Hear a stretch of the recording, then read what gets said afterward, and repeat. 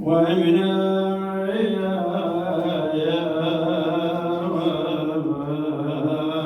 من لجأ إليكم سادتي يا ليتنا كنا معكم يا ليتنا كنا معكم اليوم فنفوز فوزا عظيما.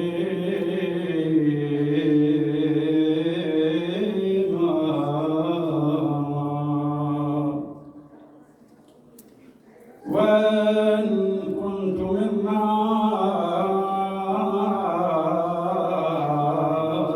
يفيء لتوبة ولا لطريق الرشد يوما بشائمي سأمحو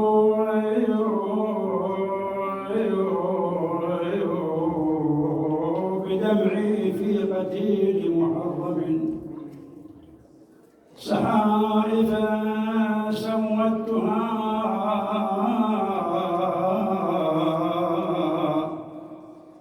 بالمحارم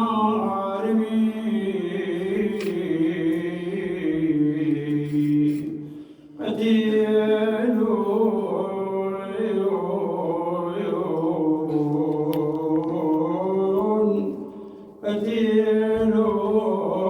تعفى كل رزق برزه جديد على الأيام سام المعايا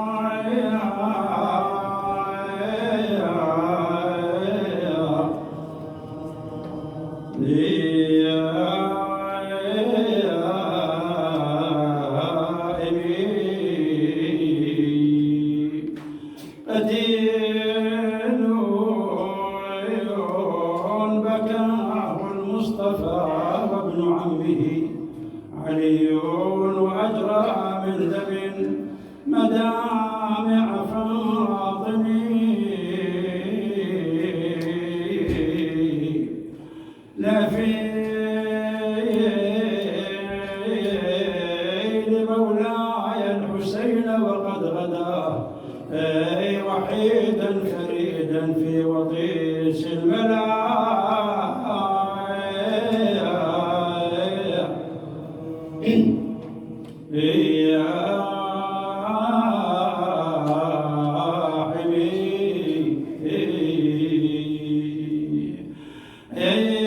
انظروا يا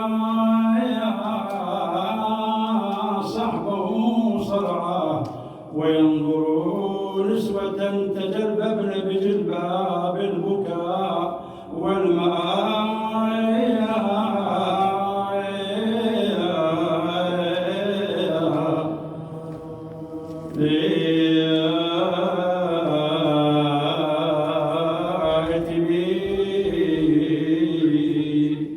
هناك انتظى غضبا من الحسم قاطعا وتلك حوادث لم تدعو حزمها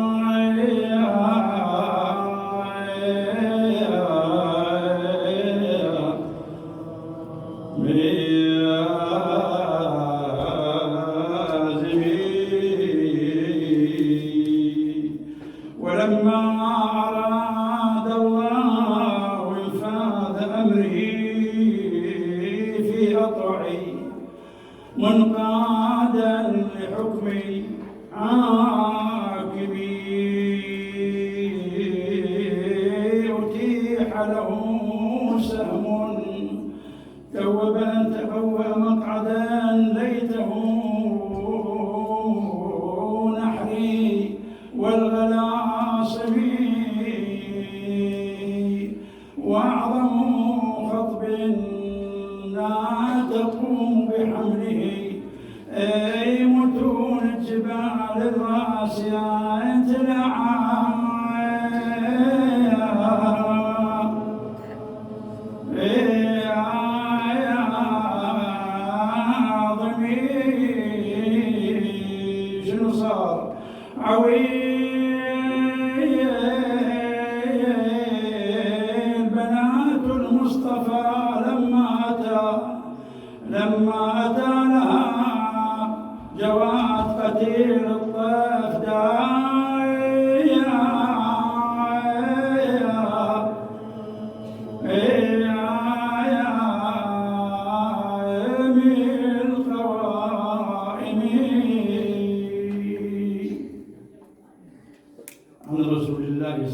عليه وآله. حديث يقول: أحب الله من أحب حسين. شو نقول؟ أحب الله من أحب حسين.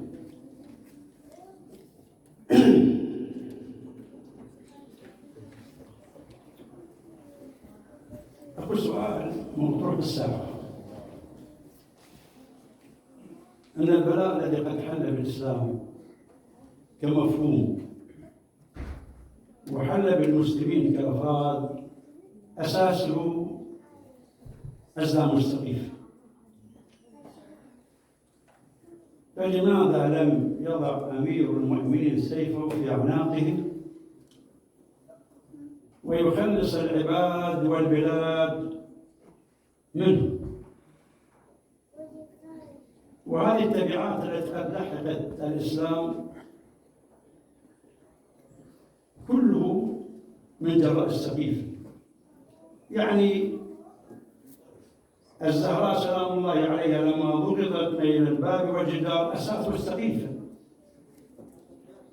هو يقول هذا القاضي أبو بكر بن قريعة، يقول: يا دائما يسائل عن كل معضلة سخيفة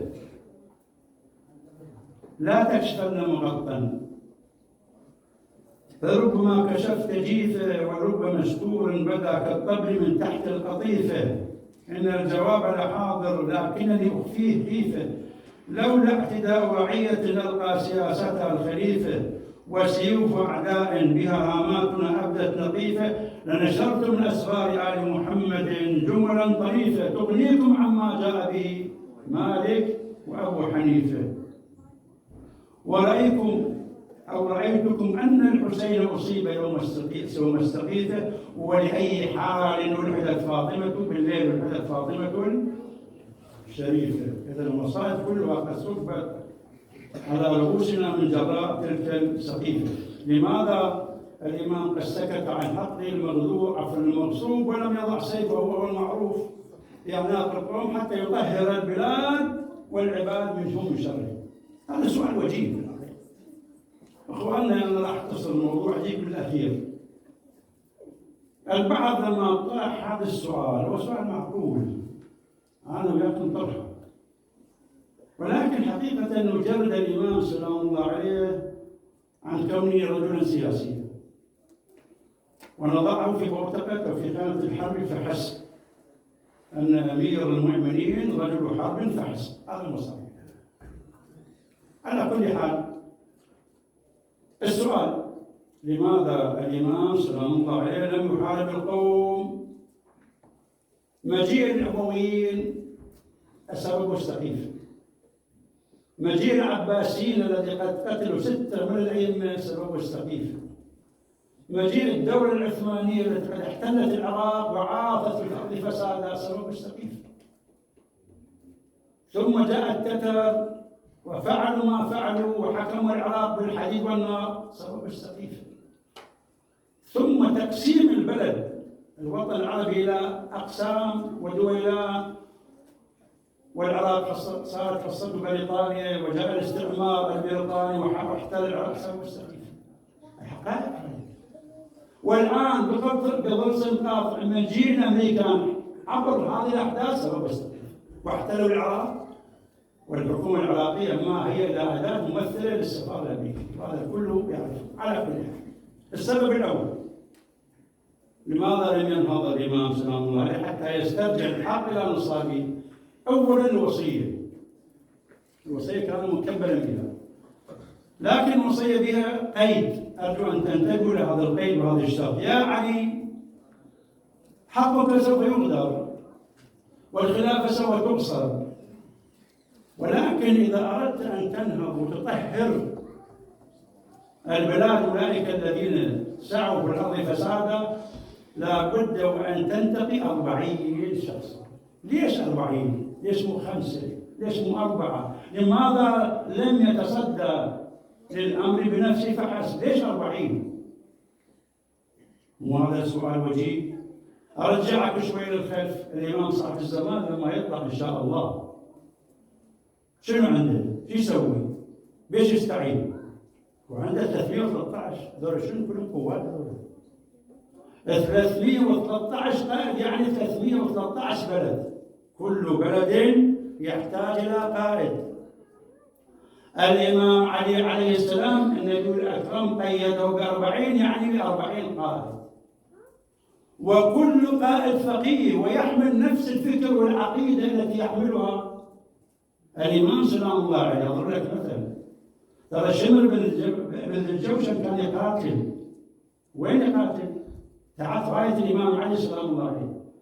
ولكن هل أن الشمر اللعين الذي جثى على صدر الحسين وقتله هل يحمل العقيدة التي يحملها الإمام علي؟ لا. لا، شنو؟ ما هو الداعي الذي قد جعل الشمر وشبث بن ربع المرتد وغيره أن يقاتلوا تحت راية الإمام سلام الله عليه حاكم؟ كانوا يعتقدون أن علي بن أبي طالب حاكم فحسب، أما إمام معصوم مفترض الطاعة هذا ما يعقلونه. ولذلك لما سئل شمر لماذا قتلت الحسين قال طاعة للأمير. شنو طاعة الأمير؟ يعني بما أن عبيد الله بن زياد حاكم أنا أطيعه. علي بن أبي طالب ما كان حاكما فطعته بعنوان أنه حاكم، أما إمام مفترض الطاعة معصوم أنا يفسر ما أشتريه. هذا اعتقاد فاسد حقيقة. ف40 قائد يحملون أن علي بن أبي طالب فكرة أنه إمام ومعصوم تجب طاعته، وينتشرون في القبائل ويكونون قواد. حينئذ يستطيع الإمام عليه السلام أن ينتصر. هذا ما تحقق، هذا ما توفر. إذن العمل بالوصية كان أنجع وأفيد وأنفع. هذا السبب الأول. السبب الثاني يا أخوة الذي هو أخطر من هذا السبب ما حد نهض، أن المدينة المنورة التي هي العاصمة الإسلامية، يعني النبي صلى الله عليه وآله أسس دولة وأسس كيان قائما مستقلا أسماه بالدولة الإسلامية، وجعل لها عاصمة اسمها المدينة المنورة. هذه المدينة المنورة التي عاصمة الإسلام محاطة بدولتين عظيمتين خطيرتين، وكل دولة من هاتين الدولتين لها أطماع سياسية واقتصادية واستعمارية في المدينة المنورة. أي دولتان؟ أي دولتين؟ الروم والفرس. نعم، الفرس والروم هاتان الدولتان كانتا يتحيلون الفرس حتى يسطوا على المدينة، ثم يسقط الدولة الإسلامية ويجعلوا الجزيرة العربية جزء من تلك الإبرار. أكو أحداث تاريخية، مثلا أكو أحداث حدثت في زمن النبي صلى الله عليه وآله، شلون أن الروم لهم طمع وقاتلهم النبي صلى الله عليه وآله عبد الله بن بقيادة جعفر بن أبي طالب حتى قتل. ومن ثم هذا يسمونه الخطر الخارجي، يعني الدولة الإسلامية حينها في زمن النبي وبعد النبي كانت مهددة من قبل الروم، وبعد أن لا يتوفى النبي بفترة معينة صار خلق داخلي، هناك عيون وجواسيس تتربص، لكن هناك خلق داخلي صار لنفس الدولة الإسلامية وفي عهد النبي. والغرض من الخلق الداخلي هو حتى تنهار الدولة من الداخل ثم يتم الهجوم. أين تم هذا الخلق الداخلي؟ الخلق الداخلي تم من قبل الروم بواسطة يسميه النبي صلى الله عليه وآله أبو كذا الفاسد لا تذكرون. هذا اللي بنى مسجد ضرار. هذا كيف بنى؟ هذا أسس قاعدة اسمه الإسلام، اسمه المسلمون، وبنى لهم مسجدا مدوا الروم الأموال، والمنافقون مدوا ذلك المسجد بالرجال حتى يكون خلق المدينة من الداخل، حتى تخترق المدينة من الداخل فينهار النظام الإسلامي. لكن الله تبارك وتعالى أراد شيئا وأراد ملك الروم شيئا آخر. استطاع النبي صلى الله عليه وآله أن يكبح تلك المؤامرة وأن يهرب هذا الراهب إلى الروم ويموت هناك، ثم يؤمر النبي بهدم المسجد على رؤوس المنافقين. هذا يسمونه الخط الداخلي. هذا المعنى ما كان غائب عن عين وسمع عن الإمام عليه سلام الله عليه في وقتها. إذا الإمام سلام الله عليه اشتغل بالحرب، حرب داخلية طبعا مو حرب خارجية، مع أولئك الذين قد اغتصبوا الخلافة ونشبت حرب داخلية، سوف يستغل من يستغل الروم الفرصة والحرب الداخلي والنزاع الداخلي فيهجموه هزمة رجل واحد ثم يطلع على الإسلام. الخطر الثالث هو ظهور حركة المتنبئين. مثلا طليحة بن خويلد الأسدي، هذا كان من المتنبئين. وسجاح المؤذن مال شبث بن زرعي المعروف كان يؤذنها وبعدين ارتد ثم أسلم ثم كاتب الإمام الحسين عليه السلام. هاي سجاح أيضا ادعت النبوة وكان أيضا وضعها خطر على الإسلام. وهذا طليحة الأسدي أيضا جيش جيش وحارب المدينة المنورة وأراد أن يسقطها لولا أن يتصدى له المسلمون وأن يكبحوا. هاي كل أخطاء. الخطر الثالث والرابع مسلمة الفتح يسمونها. أهل مكة لما فتحوا النبي الأكرم مكة المكرمة أولئك لم يسلموا طبعا، يعني تعرفون من شرائط الإسلام أن يكون المسلم الذي يعتنق الدين الإسلامي عن قناعة وعن دليل. والقرآن صريح يقول لا إكراه في الدين، لأن العقيدة الإسلامية محلها القلب. أي عقيدة من العقائد سواء كانت حقا أو فاسدة، وين محل العقيدة؟ فمو الذهن ولا الوجه ولا محل العقيدة القلب. والقلب لا يمكن أن ينصاع إلى أي عقيدة من العقائد إلا أن تكون مدعوم بالدليل. ومن هنا القرآن الكريم يصرح يقول لا إكراه في الدين. مستحيل أن تكره إنسان عن عقيدة على عقيدة معينة ويتمسك بها وهو لا يؤمن بها أبدا. زين، على كل حال مسلمة الفتح ما كانوا يعتقدون بالإسلام أبدا. زين، عاصمتهم كانت أين؟ مكة المكرمة. مكة المكرمة أيضا عاصمة ومركز اقتصادي. المهم عارف لها مكة. هذول لما فتحت مكة ما أسلموا ولم استسلموا، فكانوا حقيقة ويحملون أحقاد هم حنينية وهم بدرية.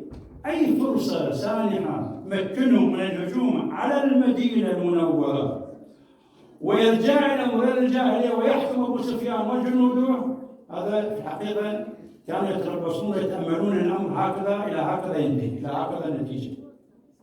فكانوا يتربصون عن كثب ماذا سوف يحدث بعد وفاة النبي حتى يثبوا وثبة رجل واحد على المسلمين ويقتلوهم ويبيدوهم عن فكرة أبيه. ترى أبو سفيان من مات النبي وكبر لما دخلت هذه القبيلة قبيلة بني سليم كلها من الأعراب، يقول الآن لما دخلت هذه القبيلة وطوقت المدينة كلها، سكك المدينة قد ملئت بالخيل والرجال، قال الآن أيقنت بالنصر. أي نصر يقصد بذلك؟ يعني انتصر على ماذا؟ على ما جاء به محمد صلى الله عليه وآله.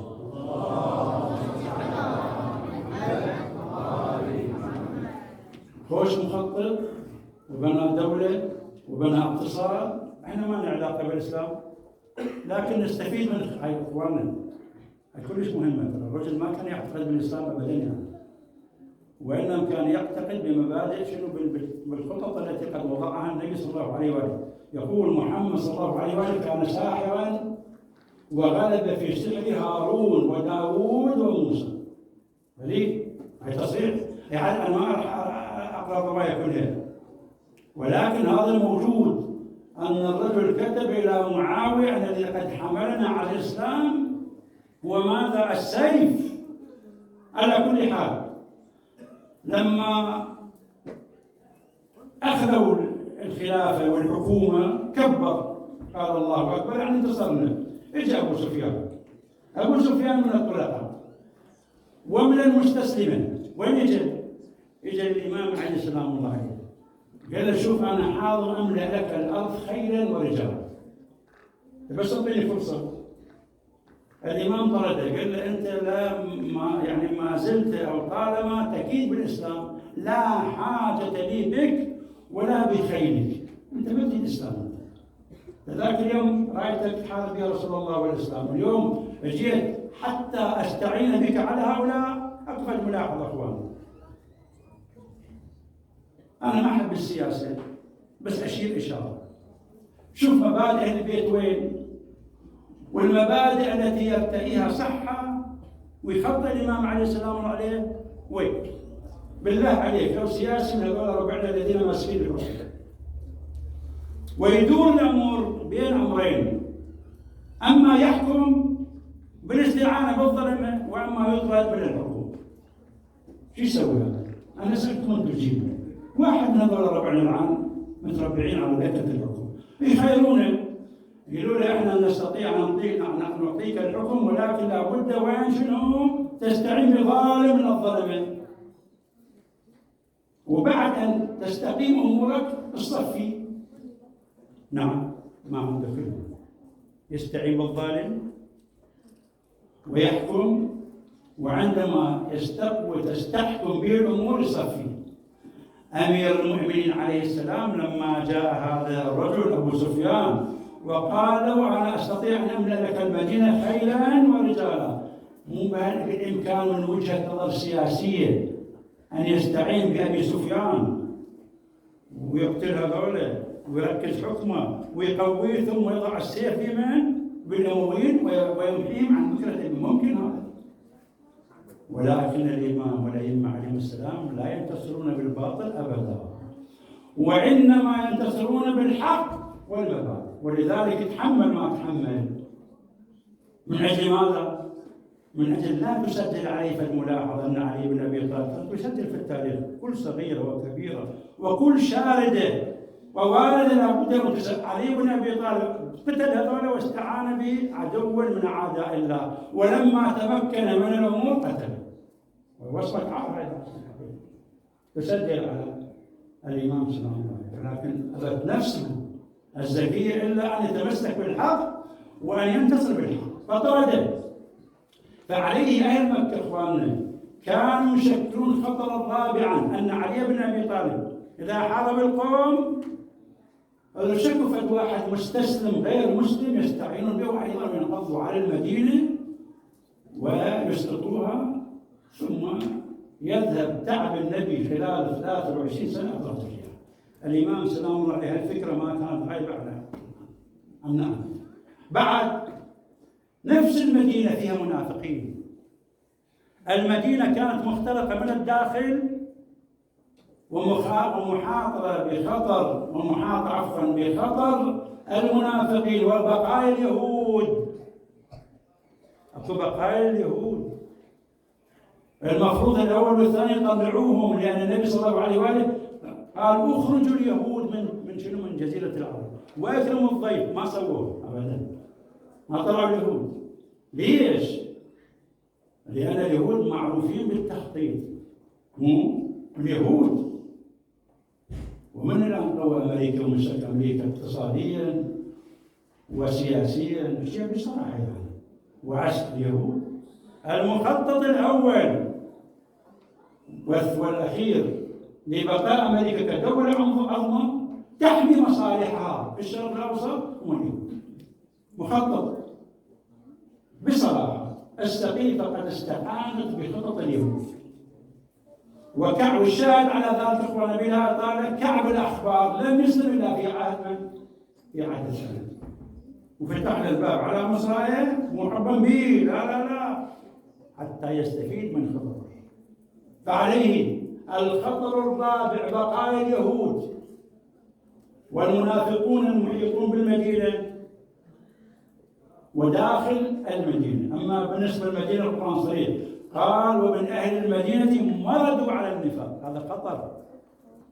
وخارج المدينة يوجد منافقون، وممن حولكم منافقون، مؤدى الآية حول المدينة منافقون، فعدو داخلي وعدو خارجي. ما كان هؤلاء المنافقين غائبين عن ذهن الإمام سلام الله عليه. فالإمام كان حقيقة بين مطرقتين، بين أن يقدم شنو يقدم؟ المهم على الأهم، يسترجع الخلافة ويضيع الإسلام. الناس كلها ترتد، والإمام علي سلام الله عليه إذا ارتد الناس كلهم يقتل. وإذا قتل علي بن أبي طالب سلام الله عليه، حتى تعبير طارق هذا الرجل المتشيع يقول لا يبقى توحيد ولا تبقى نبوة ولا يبقى إسلام. الإمام سلام الله عليه مسدد بتسديد، وما توفيق إلا بالله، مسدد بتسديد إلهي. لا شنو قدم؟ قدم المصلحة العامة على الخاصة. قدم الأهم على المهم. شنو المهم؟ يقول هؤلاء الذين قد تخلفوا عني وعن بيعتي وذهبوا إلى جانب القوم ضلال، لكن إخواننا الضال ممكن أن نجيبه وتحط على الجادة. شوف لك واحد تايه في الظلمة يمشي يتعثر، تجيبه من الظلمة وتحط على الجادة، قل له هذا الطريق الذي يؤدي بك إلى بالبورن، بل يقبل منه. لكن الكافر لا، كفر بعد الإسلام مرتد، يمكن أن يرجع؟ يقول لا، كلا ثم كلا. فالإمام سلام الله عليه فضل على أن يكون هؤلاء ضلال تائهين يمكن أن يرجعوا إلى الحق في يوم من الأيام، أفضل ممن أن يخرج المسلمون كلهم عن الإسلام. أذكر لك القضية وأختم مجلسي. شوفوا إخواننا، الآن كم شيعي الشيخ وكم واحد من إخواننا السنة قد تشيع، يعني أركب سفينة النجاة وايد، يعني بالآلاف، يعني في مصر طرق، في المغرب عوائل. هذول شنو كانوا هذول؟ وكانوا ضلال يعني. هاي المحاورات والمناقشات والمناظرات على مستوى الفضائيات استطاعوا أن ينتشروا هؤلاء من ضلالهم ويضعوهم على الجادة. ما قفت واحد يقول لا، ما قفت عاقل يقول لا، يقول بلى والله. والفضل يعود إلى هؤلاء الذين استخرجوه من الظلمات وضعوهم على الجادة. فعليه الإمام سلام الله عليه ضحى بمنصب الخلافة من أجل أن يبقى شيء اسمه الإسلام. زين، الزهراء سلام الله عليها أجت الإمام سلام الله عليه في يوم من الأيام قالت تعالى، جلست جلسة الظنين وقعدت قعدة الجنين في الحجر الجنين. ليش؟ وهذا ابن أبي قحافة سلب بلغتي ونحلتي، وجاهر في ماذا؟ وجاهر في عدائي. الإمام سلام الله عليه أجلها إلى أن قال بلال أشهد أن محمدا رسول الله.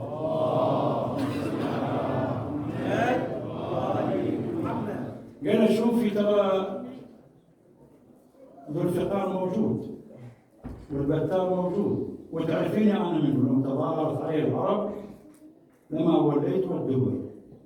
لكن لما قال بلال أشهد أن لا إله إلا الله، قال هذا الشهادة الثانية المقرونة بالتوحيد، تبين تبقى لو تبين تمحى، أنا حاضر. شنو تبين؟ أنا حاضر. قلت لا، إذا كان البنات القتال والحرب مع هؤلاء يزيد الشهادة الثانية، أنا لا، غير مستعد نضحي من أجل بقاء الإسلام.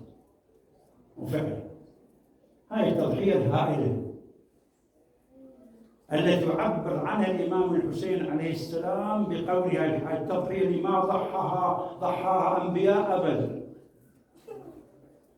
فنصبر على بلائه، يا بلاء هذا.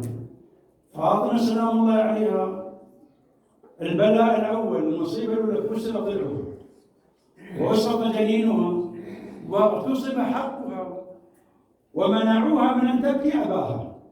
الظلم والبلاء شلون يعني أحمر وأصفر. هاي واحد الإمام سلام الله عليه وسلط عليه وارتد الأشعث بن قيس الكندي، ارتد هذا عن الإسلام، وزوجه أبو بكر أخته، وكان أحد أعمدة النفاق، وكان من المتلبسين بعلي بن أبي طالب، وكان من المحرضين على قتله.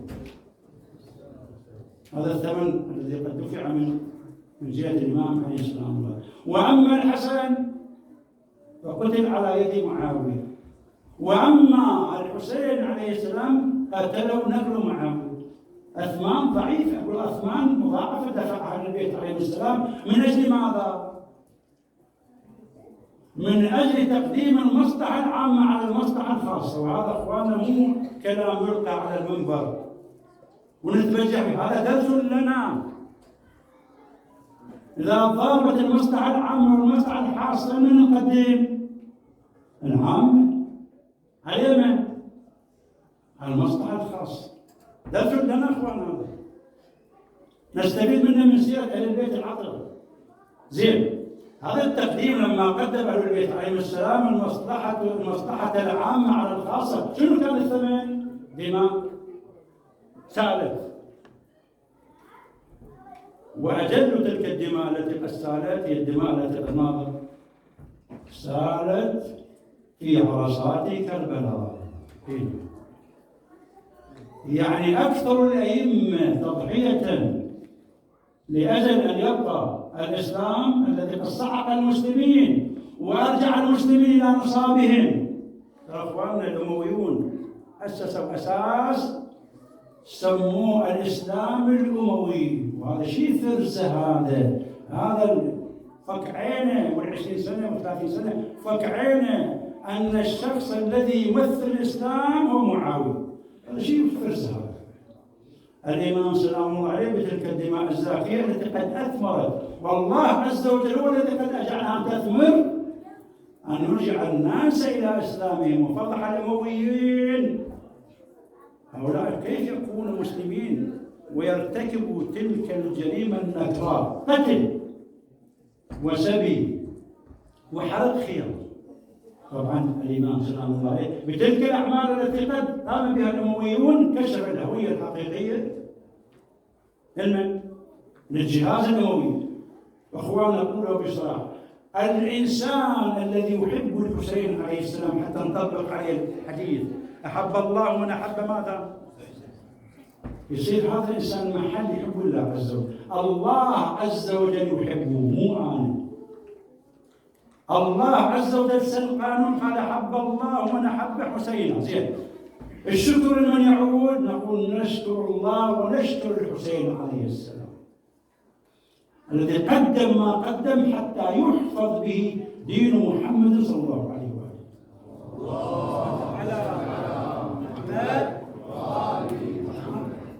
قال النبي قال حسين مني وأنا من حسين، يعني ديني هذا الذي اعتقدت عليه راح لولا الحسين صلوات الله وسلامه عليه. ولكن نحن نرفض بنعمة الإسلام ببركة الحسين صلوات الله عليه.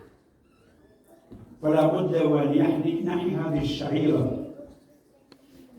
حتى نفهم ما هو الحسين عليه السلام.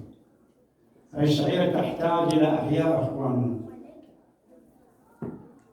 الإحياء بمن رحم الله من أحيا أمرنا بحضوركم حتى تبلغوا القريب والبعيد ما تصدى إليه أبو عبد الله صلوات الله وسلامه. مثل هذه الأيام كان أهل البيت عليهم السلام إذا حضن، خصوصا الإمام الصادق والرضا، يودون على شكو شاعر يندب الحسين يودونه. هم الذين أسسوا المجالس بعد استشهاد الإمام الحسين عليه السلام. أول ما أسست بيت العزاء هي زينب عليه السلام. أخذ مني زينب هي التي أسست مجلس العزاء، ثم تلاها زين العابدين عليه السلام. مجرد بكاء، ولكن بكاء عاطفي ممزوج بالسياسة. نعم، السياسة والتوعية. ثم جاء دور الباقر عليه السلام، ولكن أكثر تأكيداً على البكاء وعلى إحياء المجالس هو الإمام الصادق والرضا سلام الله عليه. فإذا حل المحرم يأتي بالنادب، يأتي بالشاعر، زين، ويضرب ستار فيما بينه وبين النساء. فيرسل الحسين عليه السلام يقول: فتعلو الصرخة والحنة والأنة من جهة النساء، والإمام سلام الله عليه هكذا يتناول ثوبه ويضعه على عينه ويجلس بالبكاء على تلك المصيبة التي قد جرت على أبي عبد الله. يقول الإمام الرضا لأحد أصحابه: كنت باكيا تبكي الحسين عليه السلام. إلى شنو صار؟ قال: لقد ذبح كما يذبح الكبش، ولكن الكبش يعطى ماء، تعرفون يقولون زين العابدين عليه السلام كان لما كان بالكوفة يمر على نهر الفرات، يقف عليه وتنهار دموعه على خده. عباد الله الدرويش وعباد الله الفرات، يقول الكبش لا يذبح حتى يسقى، والحسين عليه السلام مات عطشانا. عظم الله لنا ولكم الأجر. ولكن يا إخوة يا عزة، السن الجاري في أن الذي يقتل أو يموت يغسل ويكفن ثم يدفن، ولكن أبو عبد الله لا غسل ولا كفن، وإنما كان غسله دماؤه التي تجري من جسده. يقول الراوي: جاء السكينة عليه السلام ألقت بنفسها على جسد الحسين عليه السلام وهو يشرب دما عبيطا. لما رأى الأعداء تبكي قنعها بالسياط كأني بالمنادي: لحسينكم غسلوا، تعالوا لحسينكم غسلوا،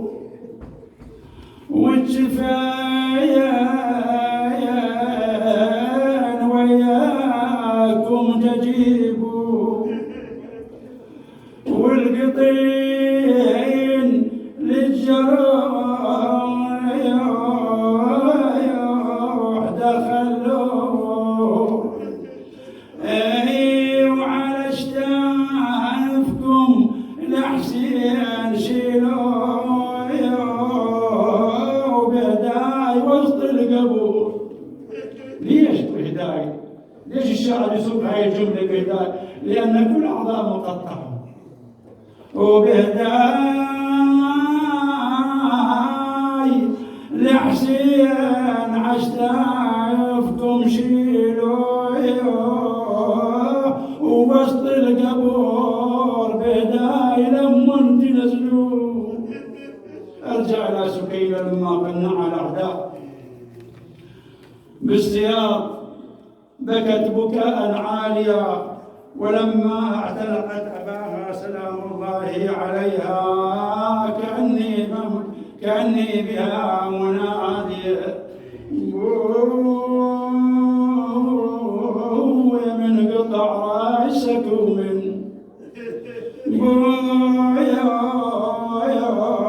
يا من قطع راسك وسلب ثيابك يا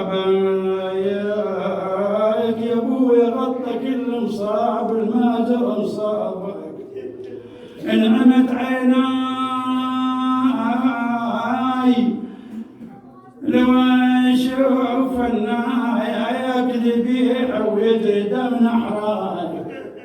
دم نحرايك واصحابك واهل بيتك ضحايا انطرح، واصحابك واهل بيتك مقرع بكترك. عسات عقرت الخيل، عسات عقرت الخيل،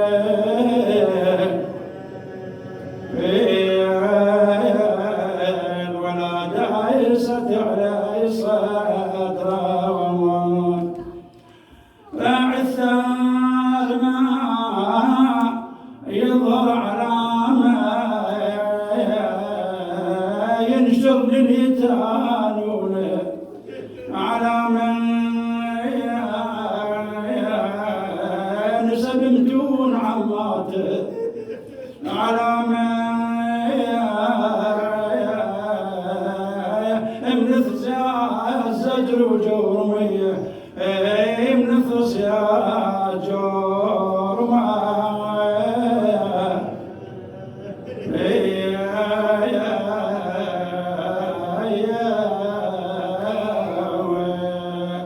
شيعتي ما إن سمعتم بقتيل أو شهيد فاندبوني، فأنا الصوت الذي من غير جرم قتلوني. يا الله.